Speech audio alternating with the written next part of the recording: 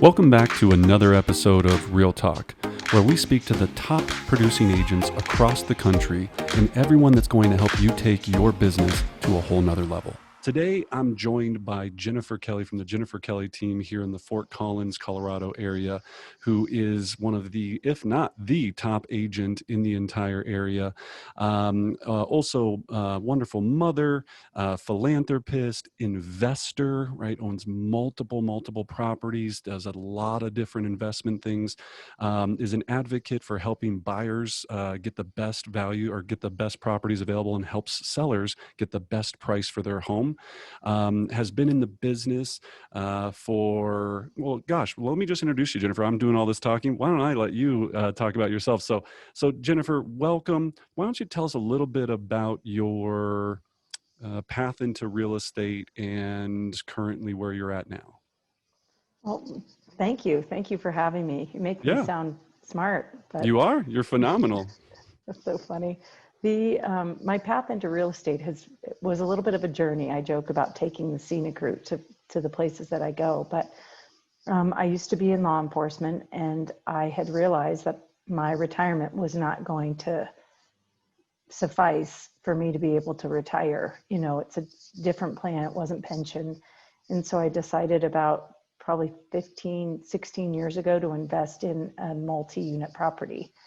And so I went with another agent and I looked at properties and found something I loved. And my brother said, I want to get one. And my sister said, I want to get one. So I said, wait, let me get my real estate license. So I took the test and was told I probably shouldn't take the test. And I'm like, because, you know, school is not my strength, but sure, it doesn't matter. And bought a couple rental properties, and it kind of started from there, and just started telling people about investing. And that was in 2006 when things were really busy. And then we hit a lull, and I realized early on that there are a variety of ways to do things. And one of my big motivating factors is when someone says you can't do something or you won't be good at it. And I'm like, just watch me. So I found you kind of stumbled into it, right? In a way. I did. Last year, right, you were the number one agent in the area for individual agents, and when we classify as an individual agent,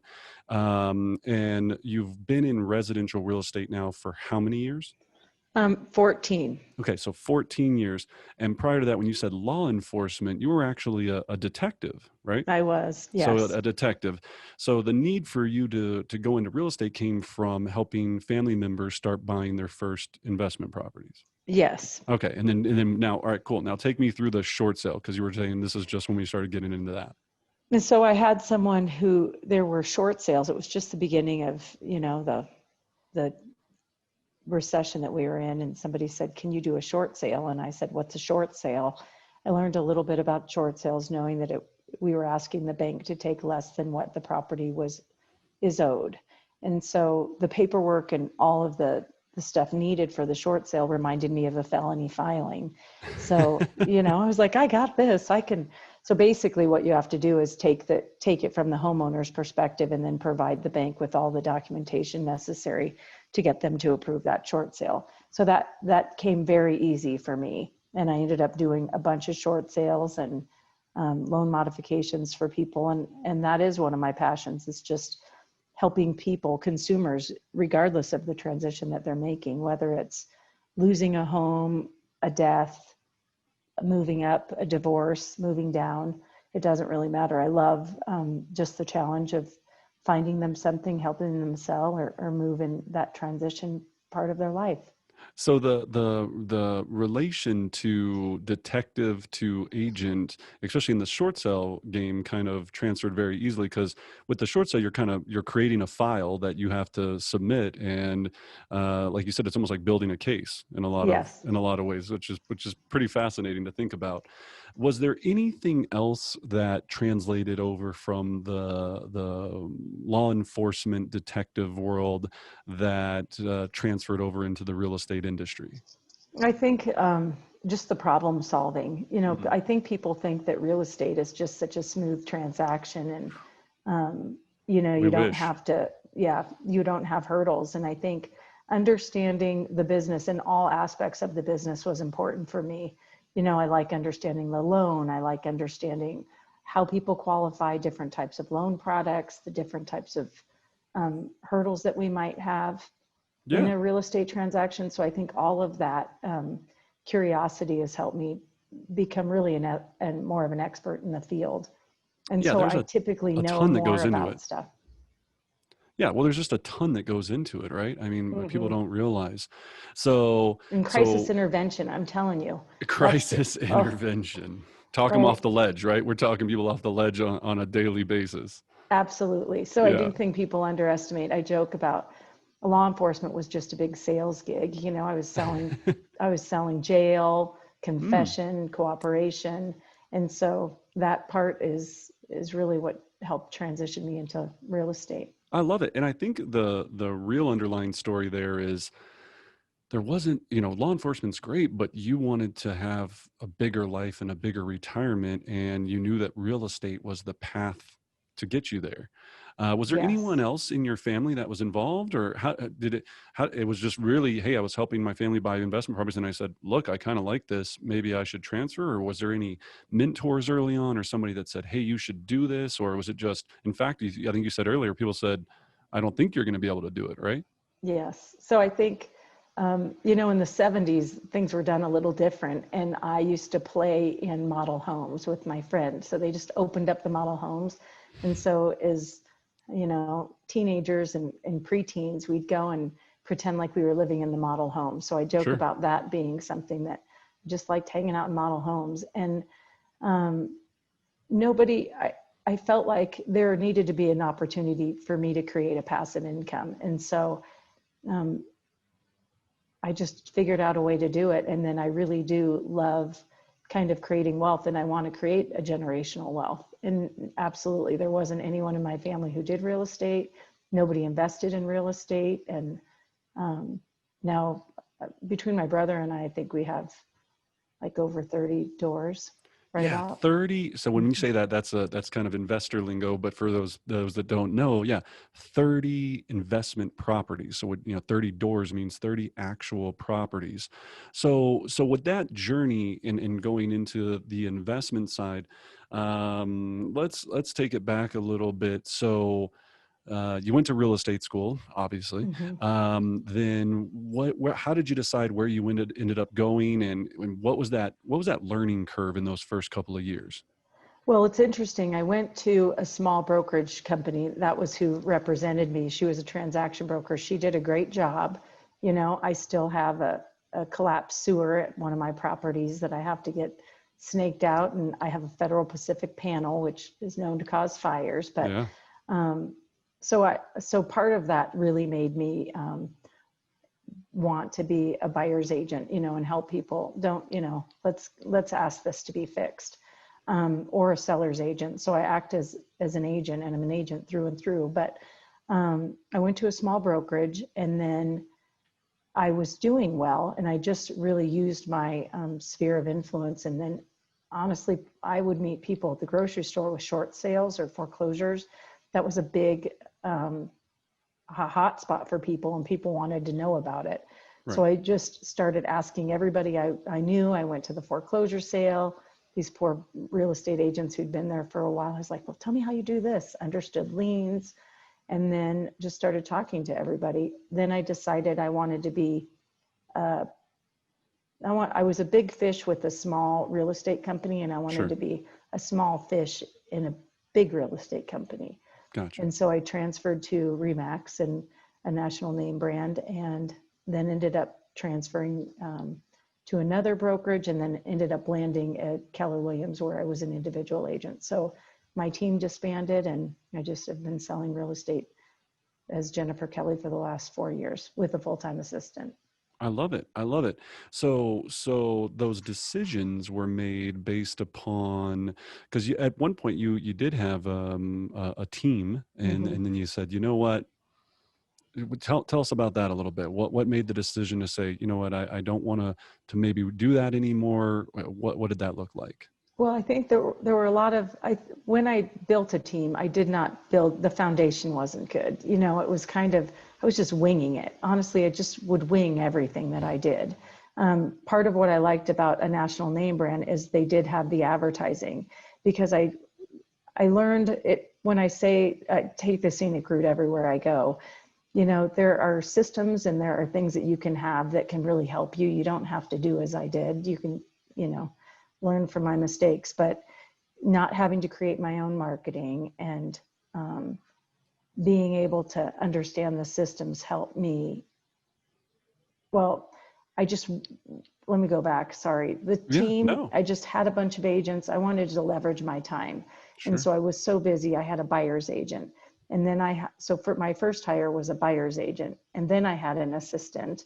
And then I had that buyer agent quit. So I had another buyer agent. And then I had a few more agents. And so I ended up having a few agents and started kind of coaching a little bit and providing some systems. So I learned that I have systems. I just didn't have the systems outlined, Right. because I kept doing the same thing and it just kept generating business. And then I had at most 5 buyer's agents and then 2 assistants. And then I had a lot of life changes. I went through a divorce and a dispute with the person who was on my team, which led us to just break up. And then Yeah, everybody thinks that team. That's the way you do it, right? And what they don't see is there's a lot of headache that goes along with that, right? There's a lot of emotion. There's a lot of hand holding. There's a lot of betrayal, right? You're holding the hand of somebody and you're trying to teach them, your craft, and then they break your heart. It's brutal. Well, It's it's brutal. hard. And it was the Jennifer Kelly team, Yeah. so then it was my name. And so if they were doing something that I didn't like or I felt like was unethical, that's a hard no for me. So Yeah. I'm an agent, but I'm also very fair and ethical, and I like the contract and I'm going to follow it. And Right. so Yeah. there And was then some chances to just say, so this is life, not what I want. yeah, so life changed, and then Hmm. you decided, okay, I'm going to move companies, and I'm going to go back to being an individual agent. Any regrets there? Do you feel good about that decision? I feel great. Good.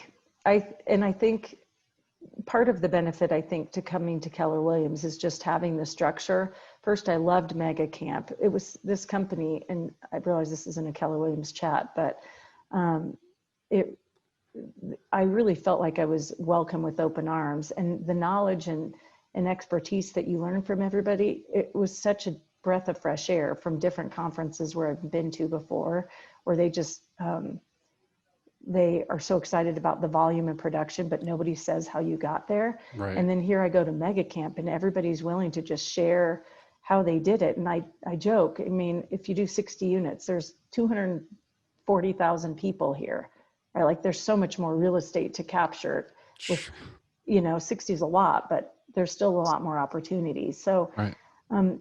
moving to Keller Williams, learning more about systems and how to build a team properly, your right hires, going to I can't remember, career visioning, I guess it is, Yeah. learning how to hire right. There's just so much opportunity to have, to learn and to build a business, where I was just selling real estate before. So Right. I came to Keller Williams and now I'm starting to build a business. Which is awesome. Well, Yeah. congratulations. That's fantastic. And then, so looking at the business itself, any trials or tribulations on hiring, firing, finding the right people. You talked about, some of the career visioning process that you already, yeah. So talk to me a little bit about your journey through that process, because a lot of it's leverage, right? We have Mm-hmm. human leverage, and without it we can't do much. We really can if we're going to grow. So any lessons anyone that you could tell out there could learn from what you've gone through? Well, I think, I'm in a mastermind with Gary, and I was laughing because it was probably a couple months ago. And he said, if your hire is giving you work back to complete, it's not the right hire. Hmm. And so I love having little tidbits of knowledge just, very simple points that help you decide if you have the right person. I had an assistant for years when I had a team, and she quit, and then I rehired her, and she was with me for a few more years, and then she just quit on the spot again. So first time, shame on you. Second time, shame on me. You know, Well, it was a and gift. It was a gift and a curse. You know, it was of course. helpful. I think when you do a lot of transactions, having the right admin is key, and having somebody take things away from you and want to build your business is important. And if you're spending more time trying to take things away from them so that they're happier, that's not the right hire either. It's probably time to make a move. But Well change is said. hard. Yeah, well said. Well said. Well, how would you describe your leadership style? Oh my goodness. You know, I'm a high D, and so I'm very direct, and um, I'm passionate about what I do. I don't know that I think there's some opportunity for growth with my leadership style. You know, I need to be more systematic, and that's really what I've been trying to do this year, is to create more time to be a better leader. Yeah, well, what I know from you is you're extremely caring, right? And even being a high D, I think, with a lot of the high Ds out there, um, we get into this habit of we care so much and we think that we are caring in the right way. And sometimes it might not come across that way, right? But I know Yeah. with people that you've had in your world, you've help them, with insurance and vacations and buying them, I think vehicles and, certain different things along the way. Right. Have you learned that from those processes, um, I guess, a way to make it more systematic, right? Are you developing more systematic tools to make it more consistent, or is that still something you're battling? No, that I'm getting better, and I'm excited. Like, this year has been it's such a crazy year, as we know, with COVID and everything else, but I have been able to really structure my business. I have everything. I know exactly the step by step of everything that we're doing. It's still changing, but I have a great buyer book. I have a great listing book. I have a step by step for buyers, sellers, under contracts. You know, we have workflows for everything. And then Oh, let's stop. it, The word that rings my ear, right? A workflow. yeah. So talk to the audience a little bit about that, and so our listeners. So when you say the word workflow, what does that mean, and how did you decide to start developing those? Okay, well, this is funny because you helped me do that. And the first time I saw workflow, I was like, oh my God, you want me to do what? And so but the beautiful thing about it is I really did realize doing those workflows. So a workflow is where you just define everything that you do from the beginning until the end. And so I realized that I do have systems, and I did do the same thing. But the problem is if I left, or if somebody else left, nobody knew what I was doing. And it was like Groundhog Day. I'm telling them the same thing over and over. So this is just a written down guideline from the very beginning to the very end of what I expect, where to go, who to contact, when to do it, the order to do it. And it really it's helped with training tremendously. That's So awesome. Yeah, yep, you just took what you did, and then documented it, right? for It sure. was, you knew it in your head, it was there, and you were doing a lot of the right things. Obviously, that's why you were so successful. But every time somebody would leave or come into or your life or your organization, you were having to reinvent the wheel with them, and then you would get frustrated, right? Because you're like, oh, they're not getting it fast enough, or and it's like, well, we've got to be able to explain it to them too a little bit, right? So Hmm. that's awesome. I think that is, if anyone could take note from that, is it seems boring and mundane, right? How fun is it to make a workflow? Oh my gosh.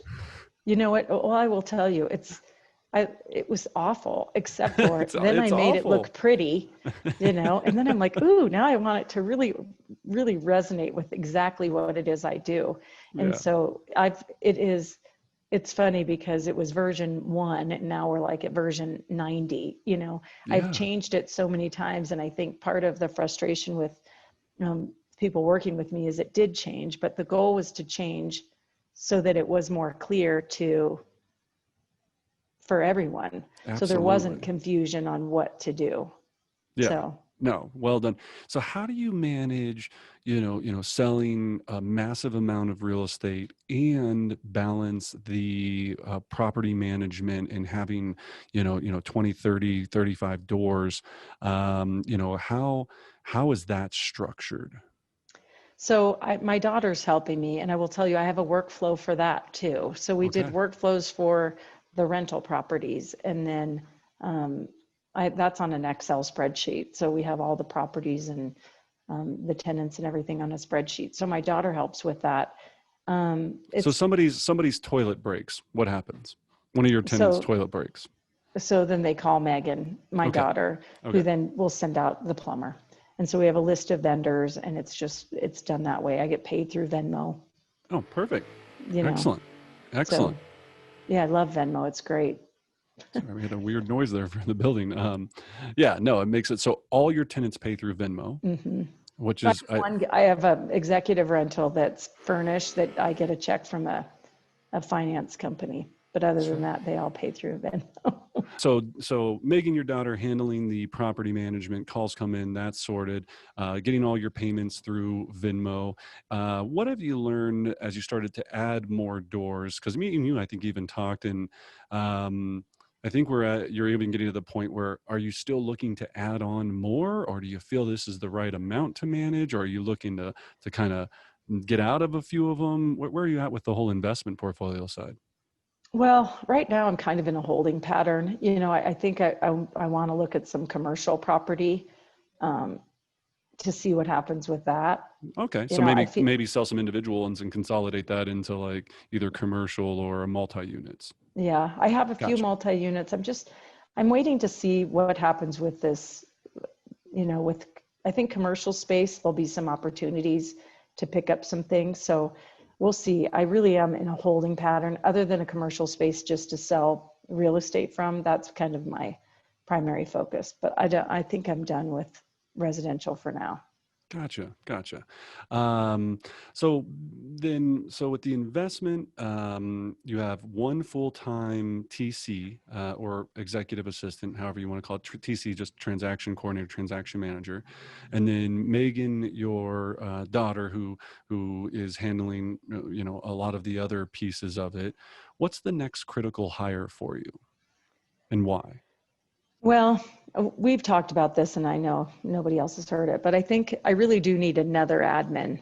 So there's enough work to be able to get another admin to kind of help with the listings and then to allow Megan to do some showings. And so we'll have a listing person and then an admin, a I love TC it. admin. Yeah, so listing manager and then TC, and then Megan kind of there to support a number of different things. And also, I know she's a showing partner. She shows properties for you, and she's amazing. So excellent. All right. So if you're out there and you're looking to join an amazing agent, owner, leader, mother, friend, you can connect with Jennifer on that and send your resume to her. We'll have some information here at the end where you can connect with her there.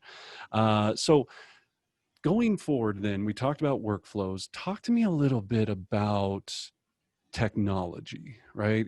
How has that affected you? How have you embraced it, or did it take a while to embrace it? Talk to me about your journey with tech and what it's done against you.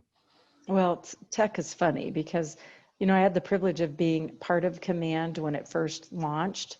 I had a full-time assistant then. And so I think that transition was difficult for her. So she was kind of 1 foot in and 1 foot out. But when she left in May, I didn't know how to do an opportunity. I knew nothing. Command is Keller Williams internal CRM is what you're referring to. Yeah, sorry. Yes. Okay. Yeah. Perfect. And so, which I think is fantastic. That was launched. It's still fairly new. It's in its infancy, but I love it. I think it surpasses any other kind of contact management system that I've seen. Yeah, because you've tried several, right? They're Top Producer, Wise Agent, Realty Juggler. So All three of those. Yeah, when we met, I think you were using all three of those. Yeah. Yeah. Top producer, not, but yeah, Okay. a little bit of each. So it was kind of just a mishmash. And that was part of my goal in kind of streamlining and outlining the business and creating a business, was having a contact management system that can do a multitude of activities, where we're not doing it in Canva, uploading it, saving it, posting it here, posting it there, to be able to streamline that process. Yes, absolutely. So once my assistant quit, I had to figure it out. And so I just embraced it. And would you consider yourself a techie person? Well, honestly, back in the 80s, I was. Yeah. And I joke about that. Like, technology is just, so no, not in general. I don't think I'm techie. I do like technology. I see the need for it. I value the online advertising and some of the other things that the opportunities to capture leads and grow a business. So I've seen that. No, I'm not techie, but I'm learning to really enjoy and embrace the technology of it. I like it. Yeah, no, honestly, I know. It's creating order, and I love that. Wow, that is it's creating order, Mm-hmm. and I think people look at it, but what they don't realize is it takes some time to set it up, right? You're going to front load the effort to get the backside results. And I think some people go, I'm too old, I'm too untechnical, I'm too busy. I hear I'm too busy all the time. Well, I would, work on my database, but I'm too busy. And I think that's such a problem in the industry, where that's what's causing you not to move forward, right? Like, if you can't leverage tech, you can only leverage really two things: tech and humans, right? People power and tech power, and if you don't embrace both of those, it becomes very, very difficult. So with you building out campaigns and workflows and embracing the tech, besides Command, is there any other tech that you're using right now in your business? Not really. Good. Then that's what I want to hear. I mean, that's good, right? I talk to agents every single day. They're like, I've got such a, like you said, realty jugger. Why? I'm like, okay, first of all, it's never going to be effective if you've got 95 different systems operating. And I'm guilty of this as well, right? Because we have a lot of different things, but we have to try to connect them all together, because if it's not simple, you're never going to use it, right? You're never going to, I think we all know, and I'm not saying Top Producer is good, bad, or otherwise, but it was clunky. Right? Top Producer was a little clunky. So, well, and I think that's the part where I said, before I was selling real estate, and now I'm creating a business to sell real estate. Not using the technology and having an Excel spreadsheet, or having Realty Juggler, or having, just an older contact management system. You really are just kind of documenting it to sell real estate, where this creates a business that creates the wheel to create the business to be able to embrace and contact a variety of people in a variety of ways with just one system, and that I knew that had to be out there. And that was my desire when I said we shouldn't have to use all these different things to contact people. Right. It's not the highest and best use of our time. It's not. And you run, and I don't maybe know the percentages, but I would say about 90% of your business is by referral, and past clients, center of influence. And what I hear a lot of times is people go, well, I don't need a CRM or a database, because I'm by referral, right? I'm by referral. All my clients come from, my circle of influence. Where you looked at it and said, I want to give my clients a better experience. And if I can have a better management system, I'm going to be able to deliver that. Is that kind of the thought? Absolutely. And just to have that order, there's been a lot of, I've been through, just learning DocuSign 15 years ago. I had paper files. We would use, we'd take earnest money to our clients, and we'd have them meet and sign paperwork. I still do that depending on my client, but There really is. This is such a nice way to have everything. It has my files. It has the emails that I send are in my contact, the person that I sent them. So everything that they're saying you have to do to protect yourself, it's all in this system. So my emails, the listings I send, the neighborhood searches I'm doing for them, it's all through Command. Yeah. It's all through that contact management system. And Jennifer, how long would you say it took you to even become moderately proficient with it? Well, not that long. I mean, I had to. So Yeah. I started in May. I think I'm fairly proficient. Like I just said, okay, I have now little tasks I want to learn. I want to learn more about the tasks, and I want to learn more about some of the texting features. Sure. But getting my database really dialed in, and then understanding how to do like the Facebook ads from Command. Well, I've just been doing it since May. So May, June, July, probably 3 months to become, I felt like, proficient. I can do most of Command. There's so much to do, but you can't just take it one step at a time. Oh, no, absolutely. And what I hear the most is you just decided to embrace it, right? It was a mental switch. Instead of going, I can either get on the bus or I'm going to get left behind. And you decided to get on the bus, and I commend you for it. There's so many agents out there that are they're missing out on this opportunity to realize that they're going to be so far behind if they don't get on now. Because like you just said, right? Like, it's changing so fast every single day that we're trying to all keep up, and we're already on the bus, right? We're already on it. And we're like, there's 10 more things to this week. There's 10 more things this week. It's always going to evolve. But if you don't get in right now, you're still going to be watching stuff on your VHS, like it's going to get really, really bad for you. And it's funny too, because I've heard I hear from more people that it's glitchy. Well, what you focus on expands. If you find the glitch, you're going to always see the glitch, but there is so much about it that works well. You have to let go of the glitch and focus on the big picture. I tell people everybody I've spoken to, the first thing they need to do is get their database dialed in. If you don't have addresses and phone numbers and emails, then call them up and get it.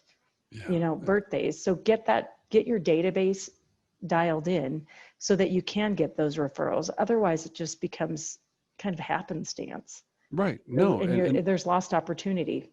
There is a lot of lost opportunity. And talking about the glitchy thing, right? It doesn't do this. It does, in all systems, there's no perfect CRM. Yeah. I go, the internet was glitchy when it first started. If anybody having to sit there and use AOL, and then again, you look at it now and you don't even, I think we take for granted, Wi-Fi, and we take for granted all these things, but that happened in less than 10 years. We went from AOL to, I can be on a mountain and probably still get a connection somehow, somewhere. And we look at that. That's what I think is people have to realize is if you don't embrace this tech, you're going to be in serious trouble as we get further along. And you're not going to provide a great client experience, right? It's just not going to be a great client experience. So then now talk to me a little bit more about organic. Are you doing any direct mail? What are you doing to stay in front of your clients? So I still do, I'm a little old school, I still do direct mail. I like talking to people. If I'm thinking about them, I call them up. Yeah. And I just say I'm thinking about them. I'll text them. I have some homes and land, just because in Northern Colorado, has a long shelf life. So Sure. I do still have some print advertising. Yeah. A lot of it, I think, is just talking about real estate. If I see something that reminds me of somebody, it's part of that scenic route. Then I call them up and say, oh my gosh, did you see this? Or this house went for sale in your neighborhood, just to chat with people.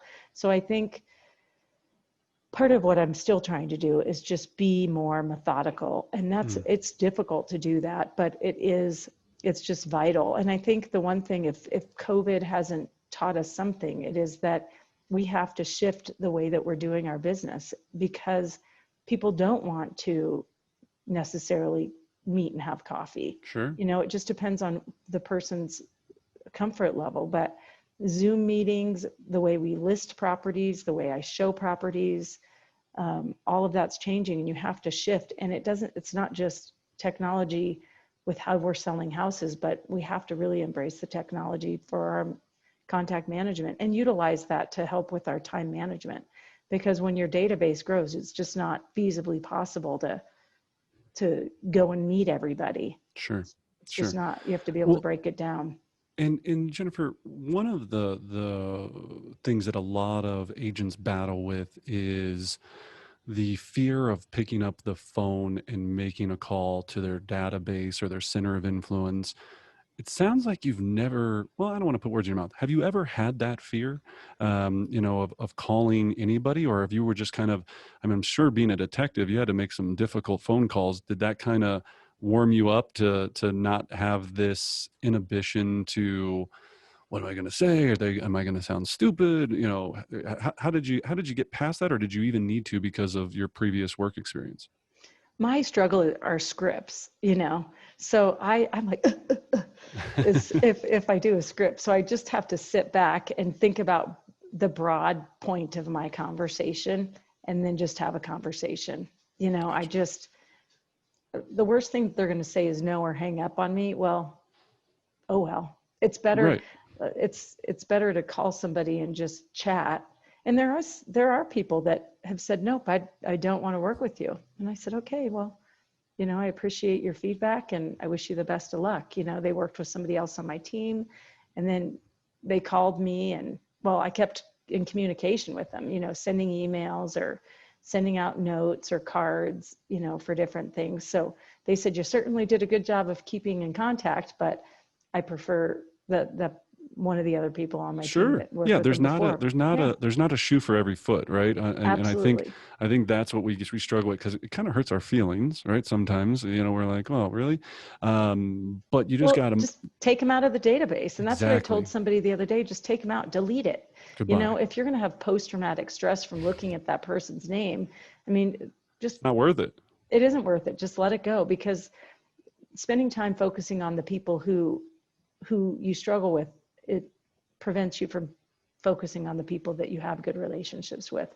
And I tell people, it's funny, I'm sure you've heard this. If you call someone and you ask them, hey, what's a great restaurant to go to? And if they can't tell you where to eat, they're not probably going to tell your friends to use you as a real estate agent. So it doesn't mean that you're not going to continue to contact them. Just spend your time focusing on the people who will tell you who will refer a restaurant to you. Wow. So if they'll refer the restaurant, then they will refer you. So focus on those. If they don't, put them in your B. Just contact them and let them know that they're there. You're there for them. That is a very, very cool tip. Yeah. So if they wouldn't recommend you a restaurant, they're probably not going to recommend you to a friend or a family member. Absolutely. I love it doesn't that. mean that you don't want to, it doesn't mean that you don't want to continue to communicate with them, but don't focus on those people like, why didn't you refer me? Well, because that's just not who they are. Sure. So focus on, your raving fans and find out who the raving fans are and call them, do pop-bys or whatever. So smart. So smart. So then. So don't take it personally. Honestly, I think that's probably the biggest thing in law enforcement. I joke with people and they said, it's not personal. I said, well, I didn't take it personal. So I said, if you want it to be personal, you kind of have to say, Jennifer, this is personal. I'll be like, oh, okay. Now I know. Well, I just think it's fascinating that, so many people get in their emotions about it. And what I always talk about, and I know me and you've talked about it, is 90% of, and I'm sure you know this from law enforcement, 90% of if somebody's projecting something at you, it's not you that they're upset with. It's what happened that morning. They wrecked their car, their dog ate their paper, their wife left them, whatever it is. We just, as real estate agents, take the blunt of a lot of stress and emotion, and it's not usually directed at us. It's just, we're the byproduct of it, unfortunately. So, and this is the biggest purchase, the biggest purchase they're going to make, or the biggest sale, and it's an emotional roller coaster. And I think just having to ride the roller coaster and understand that it's not personal. And if somebody's being rude, or I sometimes call them on it. I just said, is there some reason why you feel the need to speak to me like that? Right. Help me understand. So when I say help me understand, you know that I'm frustrated. Sure. But I say it with a smile so it doesn't come across that way, you know? Well, I love that word or that phrase, help me understand, tell me more, right? To help me understand, tell me more. It's so powerful. So Jennifer, looking at it, so 15 years in the business, ultra successful, have helped, thousands of buyers and sellers. If you could go back and think about in the earlier stages, one thing that you wish you would have done earlier to improve your business or to make your real estate business easier, what would you have done? Well, my database and systems, honestly, those workflows have been like, creating just the good systems, understanding what my highest and best use of my time is. I think as real estate agents, we want to, or realtors, we want to do everything and be everything to everybody. And you really do have to say, okay, what is the highest and best use of my time? And where can I outsource that? Who can I put this off on so that it's done the way that I like to, and let's create a system. There's so many opportunities for businesses and launching new businesses that help make your business easier and better. So I think understanding how to leverage. Yeah, leverage is the key. So, well, Jennifer, thank you. I think you've enlightened a lot of our listeners with so much good information. As I said before, obviously currently looking for a listing manager. So if anyone's listening to this and you know somebody amazing in the general Fort Collins, Colorado area, point them towards Jennifer's way. And then Jennifer, for all the amazing agents that might have questions about your success with getting past tech or workflows or anything, I know you're always willing to take a phone call and help. And then also for all of the buyers, sellers, and especially investors. I mean, if anyone's looking out there to buy, sell, or invest in real estate, she doesn't only live it, or doesn't only talk about it. She lives it, right? She knows the 2 a.m. phone calls and having to run out and fix a broken furnace and these things, and the things over the years of doing that. So if you want somebody that's an insider, right, you need to connect with Jennifer and make sure that you learn and understand how to grow wealth and legacy wealth through real estate. So Jennifer, how can buyers, sellers, investors, and possibly a future listing manager connect with you? Where should we find you? So you can call me or text me, and then my number is 970-581-9005. You can email me at jenniferkellyteam@kw.com, or you can find me at jenniferkellyteam.com. I love it. And we'll have all of that obviously in the description, in the bio, and we'll have it posted everywhere so everyone can easily get to it, and ways to connect with her on social and all those different ways. Well, Jennifer, I can't thank you enough. That was a wealth of knowledge, and being so honest about, what went right, what went wrong, where you're at now and what you're trying to accomplish. So thank you for joining us for another episode of Real Talk with Brendan Bartic Coaching, where our mission is to train the most elite real estate agents and coaches on earth.